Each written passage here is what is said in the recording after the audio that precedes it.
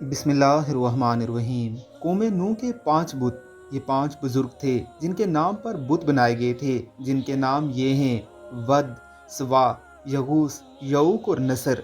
ये कौन थे? ये नूह अलैहिस्सलातु वस्सलाम के ज़माने के नेक और साले लोग थे जिनकी परस्तिश की जाती थी। बाद में मूसा अलैहिस्सलाम की कौम भी इनकी पूजा करती थी। लात, मन्नात और अज़्ज़ा, ये कौन थे? ये सब बुजुर्ग थे जिनके नाम पर मक्का वालों ने उनकी वफ़ात के बाद उनके बुत बना दिए थे। इब्न अब्बास ने लात और अज़्ज़ा के हाल में कहा कि लात एक शख्स को कहते हैं जो हाजियों के लिए सत्तू गोलता था।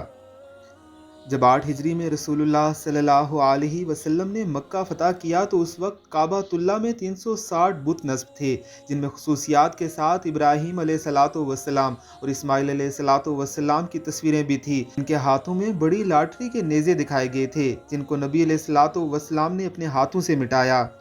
अरब का एक मशहूर बुत था जिसका नाम हबल था। ये एक बुत और मुजस्मा था जिसे हाबील के नाम पर लोगों ने बना रखा था। चूंकि काबिल ने अपने भाई हाबील को अपनी ख्वाहिश की तकमील के लिए शहीद किया था, इसलिए उस शहीद मजलूम से अरब के मुशरिक मुसीबत और तकलीफ़ों के वक्त ख़ास तौर पर जंग के मौके पर मदद मांगते थे। जैसा कि अबू सुफियान ने बहालत कुफर जंग ओहद में हबल की बड़ाई का नारा लगाया था।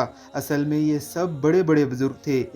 उनके इंतकाल के बाद शैतान ने उस ज़माने के लोगों के दिलों में ये बात डाली कि उन बुज़ुर्गों की इबादत गाहों में उनकी यादगार कायम करनी चाहिए। चुनाचा इन लोगों ने वहाँ निशान बना दिए।